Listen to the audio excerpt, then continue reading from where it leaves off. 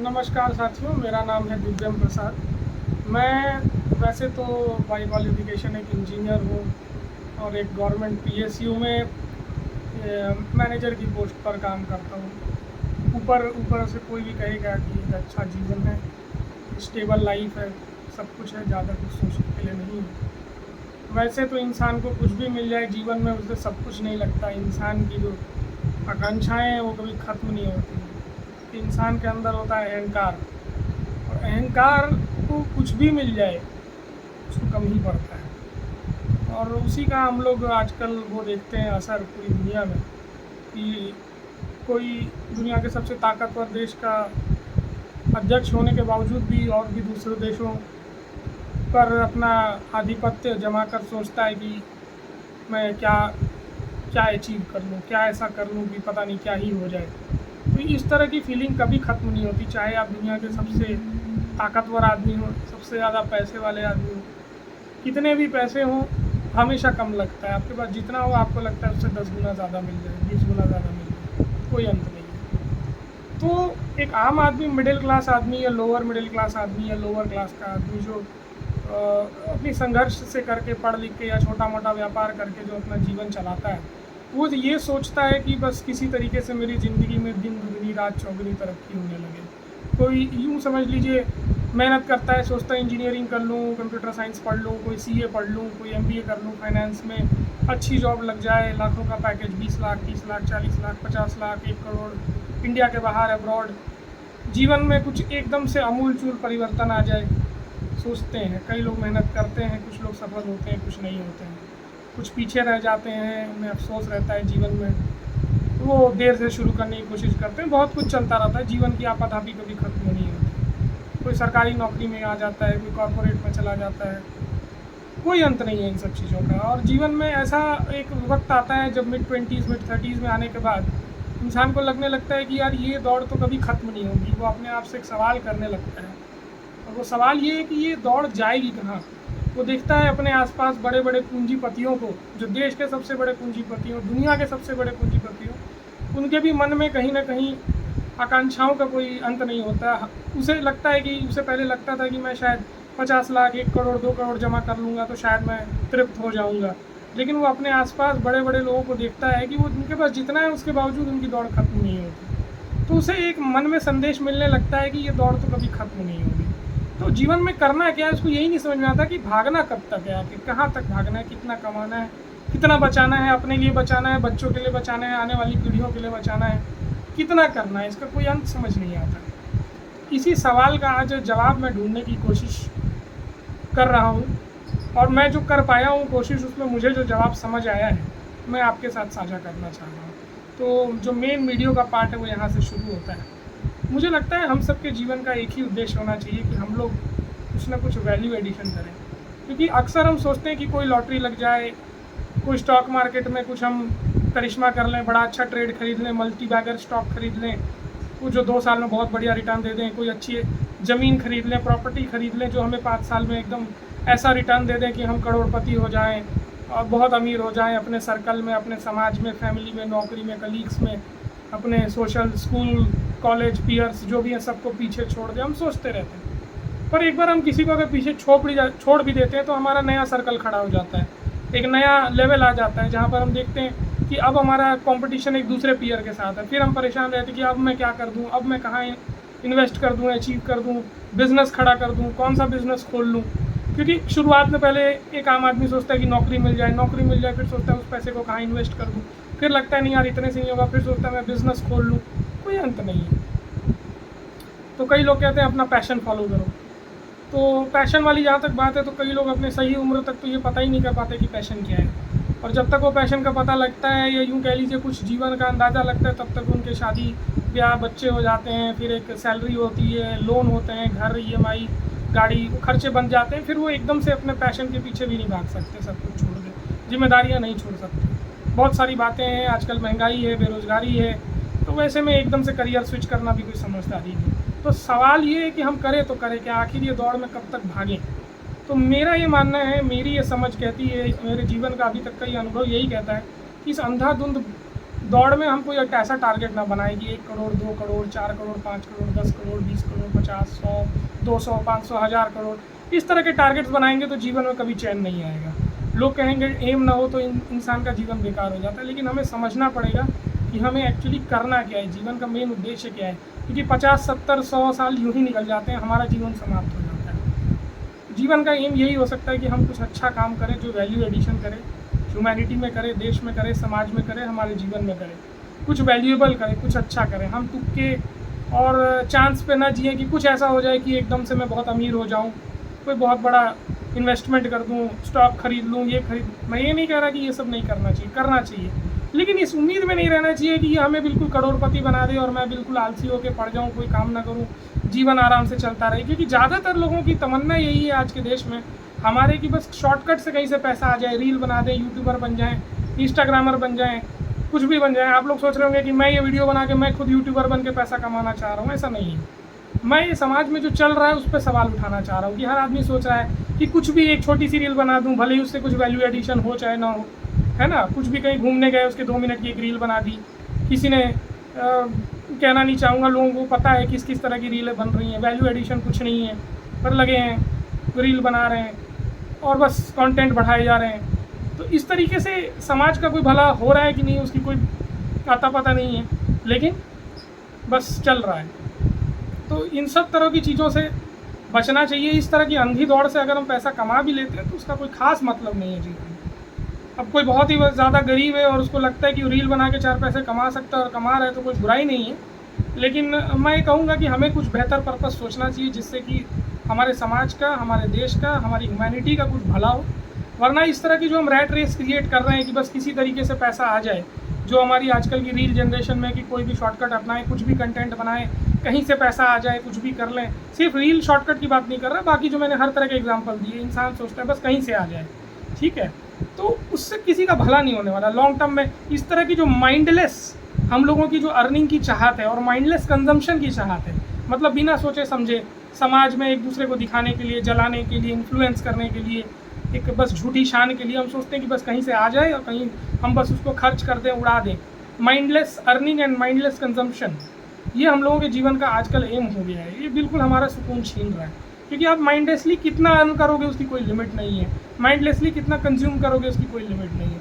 लेकिन अगर आप माइंडफुली जियोगे, सोच समझ कर कि आपको एक्चुअल में आपके जीवन में कितना क्या चाहिए जिससे आपको सुकून मिले और कितना क्या करना है, कितना खर्च करना है जिससे आपका सुकून बना रहे, तो फिर ज़्यादा बेहतर रहेगा। वरना तो कोई अंत नहीं है, आप हमेशा परेशान रहेंगे कि मैं ये कर लूँ, वो कर लूँ, ऐसा कर लूँ, यहाँ घूम लूँ, ऐसा कर लूँ, ये खरीद लूँ, ये पहन लूँ, ऐसा घर ओन कर लूँ, 4 BHK कर लूँ, 5 BHK कर लूँ, BMW खरीद लूँ, कोई अंत नहीं है। वो बड़े से बड़ा वो फिर रोल्स रॉयस खरीद लूँ, उसमें भी ऊपर कस्टमाइज़ करा लूँ, कोई अंत नहीं है। कोई सोचेगा मैं प्राइवेट जेट खरीद लूँ, कोई अंत नहीं है। प्राइवेट आइलैंड खरीद लूँ, अंत ही नहीं है, ठीक है। इसके बारे में मतलब कई लोगों ने बहुत बातें की हैं, लेकिन फिर भी मैं इस और ध्यान इसलिए दिलाना चाहूँगा क्योंकि मुझे लगता है कि इस जनरेशन में लोगों को ये चीज़ समझने की ज़रूरत है। वरना क्या है, ये एक ऐसी दौड़ है जिसको देखा देखी हर कोई दौड़ रहा है और सभी का साथ में ही सुख चैन बर्बाद हो रहा है। अगर हम लोग थोड़ा माइंडफुल हो जाए, माइंडलेस होने की बजाय, और सोच समझ कर हम चीज़ें करें रादर देन कि बस देखा और भेड़ चाल में कर रहे हैं, तो मुझे लगता है एज अ समाज सभी लोगों को थोड़ा जीवन में ज़्यादा शांति मिल पाएगी, बेहतरी मिल पाएगी और हम लोग as a country, as a humanity बहुत ज़्यादा प्रोग्रेस कर पाएंगे। और वो एक्चुअली में हमारे सभी चीज़ों के लिए, एनवायरनमेंट के लिए बेहतर होगा। वरना हम लोग क्या यूज़ एंड थ्रो की सिचुएशन में आ चुके हैं, बस कुछ भी हुआ तुरंत लिया, तुरंत फेंक दिया। अब वो गार्बेज कहाँ जाएगा हम नहीं सोचते, वो पर्यावरण को कितना नुकसान पहुंचा रहा है हम नहीं सोचते, वो लैंड पोल्यूशन कर रहा है, हमारे वाटर का पोल्यूशन कर रहा है हम नहीं सोचते। तो हमें समझना पड़ेगा, यूं ही बेवजह अगर हम डिमांड क्रिएट करेंगे तो कॉरपोरेट्स और इंडस्ट्रीज़ तो ज़मीन जंगल काटेंगे ही, वाटर को पोल्यूट करेंगे, इंडस्ट्रियल वेस्ट को यहाँ वहाँ डालेंगे ही। हम लोग जब तक सोचेंगे नहीं, सवाल नहीं उठाएंगे कि ये सारा कंजम्पशन आखिर किस लिए और एक्चुअल में इतनी ज़रूरत भी है क्या। हम जब तक कहते हैं इन्वायरमेंट को बचाने के लिए कि रिड्यूस करें, रीयूज़ करें, रिसाइकल करें, इसको जीवन में नहीं उतारेंगे, बस क्लास 8th में इन्वायरमेंट जो साइंस के आखिरी के चैप्टर होते हैं इन्वायरमेंट में हम पढ़ते थे, या क्लास 10th में, उसको हम 4 नंबर के क्वेश्चन में लिख के आ जाते हैं, what are the types of pollution और कैसे रिड्यूस करें उनको, और सोचते हैं कि हम नंबर ले आए तो हम बहुत बुद्धिमान हो गए और जीवन में उतारते नहीं हैं। तो इस तरीके से ना कुछ नहीं बचेगा, ना पर्यावरण बचेगा, ना देश बचेगा, ना समाज, ना इंसानियत, ना ह्यूमैनिटी, ना फ्यूचर जनरेशन, कुछ भी नहीं। हमें बहुत सोच समझ कर काम करना चाहिए। हम लोग पढ़े लिखे लोग हैं, नहीं तो कोई मतलब नहीं है इतना पढ़े लिखे होने का और यूँ ही जीवन को इस तरीके से माइंडलेसली जीने का। और जहाँ तक जीवन के उद्देश्य की बात है, कहाँ तक कितना पैसा कमाना है, क्या करना है, पैशन फॉलो करना है, नहीं करना है, इसमें एक आखिरी बात मैं कहना चाहूँगा कि जीवन में एक तो उद्देश्य ये होना चाहिए कि हम लोग माइंडफुली जिएँ, कुछ मीनिंगफुल करें, जो वैल्यू एडिशन हो। बेसिकली माइंडफुल रहें, वैल्यू एडिशन करें। और जो मैं एक चीज़ मेरे दिमाग में शुरू से थी, मैं अभी भूल रहा हूँ, वो ये है कि हमें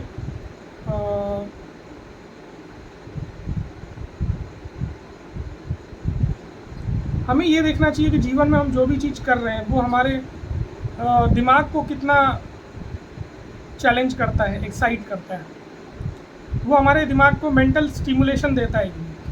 अगर हम कोई चीज़, नई चीज़ पढ़ते हैं, सीखते हैं, तो हम आजकल ये सोचते हैं कि इससे पैसा कितना आएगा, क्या होगा।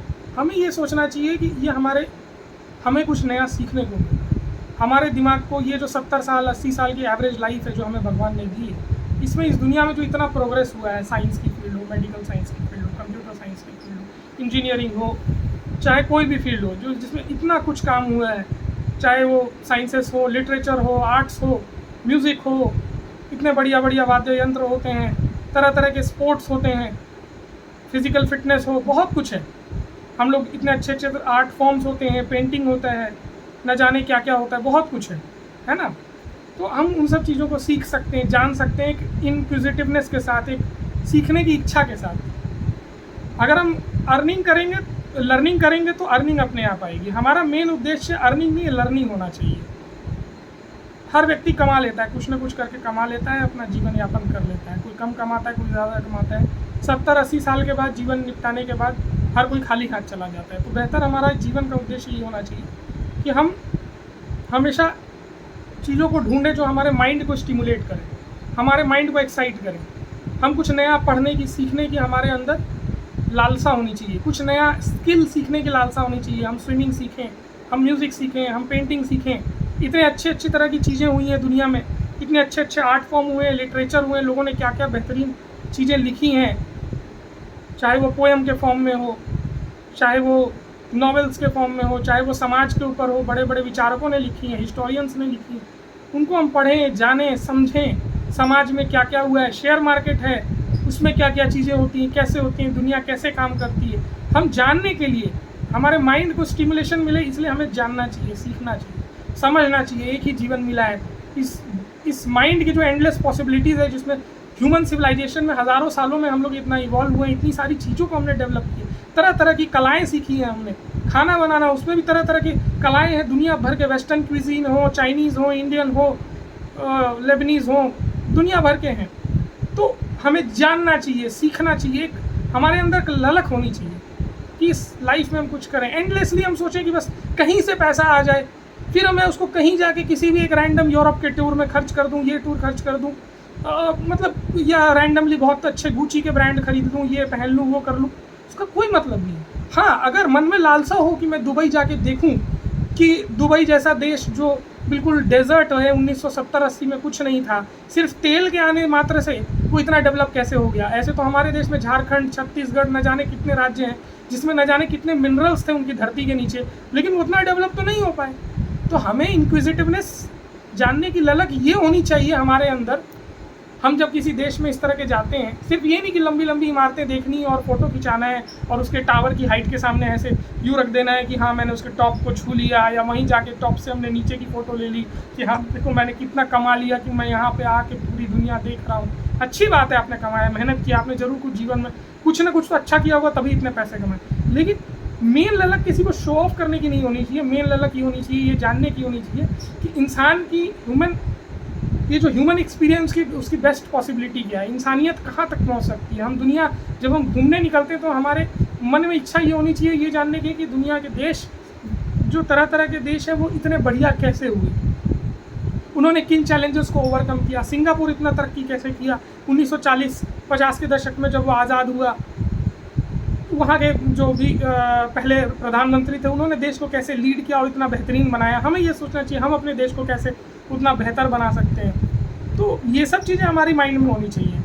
है ना। और जैसे अगर कोई गुची का ब्रांड है या कोई भी अच्छे ब्रांड के आप कपड़े पहनते हैं या कोई बहुत अच्छी ब्रांड की BMW की कार खरीदते हैं, खरीदिए, ज़रूर खरीदिए, लेकिन आपके मन में होनी चाहिए कि कोई इंजन इतना अच्छा कैसे हो सकता है, इतना स्मूथ कैसे हो सकता है, इसको जानने की इच्छा होनी चाहिए, उसको फिर एक्सपीरियंस करने की इच्छा होनी चाहिए कि हाँ ये चीज़ें होने की वजह से ये चीज़ इतनी बेहतरीन हो सकती है और उसका एक्सपीरियंस इतना अच्छा हो सकता है। जस्ट इसलिए नहीं कि हाँ यार मैंने बहुत पैसा कमा लिया, किसी को दिखाना है कि हाँ यार मैंने BMW खरीद ली, भले ही आपको BMW में कैसे काम हो रहा है, कैसे उतना अच्छा आपको एक्सपीरियंस मिल रहा है, उससे आपको कोई मतलब नहीं। ऐसे माइंडलेस जीवन का कोई खास मतलब नहीं। हाँ, बशर्ते अगर आप अपना बिजनेस या काम जो भी करते हैं जिसमें बहुत मन लगा कर करते हैं, बहुत अच्छे से करते हैं, उसमें आप गहराइयों में उतरें, फिर आपको पैसा आता है, समय नहीं बचता कि आप जाने हर चीज़ को इतने डिटेल में, कोई बात नहीं। लेकिन कम से कम किसी एक फील्ड में आपके पास इतनी ललक होनी चाहिए, आपका माइंड इतना ज़्यादा वो होना चाहिए कि हाँ मैं अपने माइंड को लगातार और बेहतर चीज़ों को जानने सीखने का एक ललक के साथ मैं कोशिश करता हूँ। जस्ट इसलिए नहीं कि मुझे प्रमोशन मिल जाए और पैसा आ जाए। प्रमोशन पैसा बिल्कुल होनी चाहिए, इच्छा, महंगाई है, कंपटीशन है, सब कुछ है।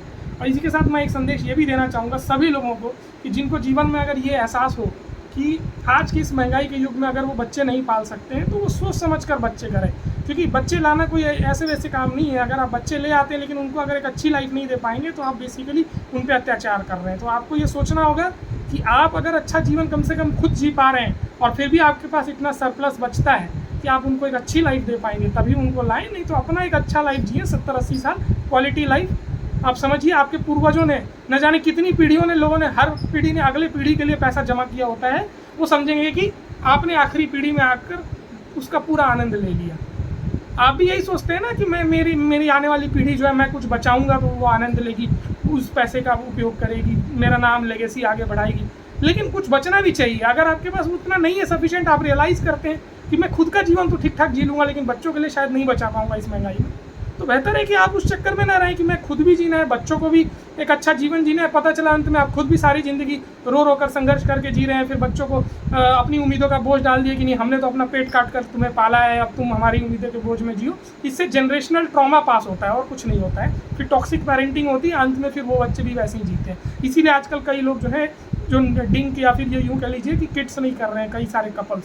तो ये सब भी सोच समझ कर फैसला लें, उससे हमारे पृथ्वी, हमारे देश का भला होगा। पॉपुलेशन बहुत ज़्यादा हो गई है और जितने लोग ये आजकल बड़े बड़े कैपिटलिस्ट कह रहे हैं, इलॉन मस्क और ये वो, उन लोग इसलिए कहते हैं क्योंकि उन्हें मैक्सिमम जो चीप लेबर मिलना, उन्हें दिखता है कि फ्यूचर में शायद वो चीप लेबर नहीं मिलेगा, क्योंकि जब कम लोग बचेंगे तो फिर क्वालिटी पे ज़्यादा फोकस होगा, लोग अपने जीवन का अच्छा क्वालिटी का स्तर रखेंगे, तो यूं ही कम दामों में कोई भी नौकरी करने को तैयार नहीं होंगे। लोग समझदार हो रहे हैं, वो अपने जीवन की क्वालिटी पे अब ज़्यादा फोकस करते हैं रादर देन क्वांटिटी की। मेरे 4 बच्चे हो जाएं, हर बच्चा 10-10 हज़ार भी कमाएगा तो जीवन चल जाएगा। वो ये नहीं देखते कि हर व्यक्ति की पर पर्सन की जो क्वालिटी ऑफ लाइफ है वो घर में फिर भी ख़राब ही रहती है, क्योंकि अगर 4 लोग मिलकर भी 40,000 कमा लिए तो खाने वाले भी 4 ही हाथ हैं, वो किसी तरह गुजारा ही होता है। इसीलिए जीवन को हमें सोच समझकर माइंडफुली जीना चाहिए, यूं ही अंधाधुंध नहीं जीना चाहिए। थैंक यू, धन्यवाद। आप लोगों ने सुना, मुझे बहुत अच्छा लगा।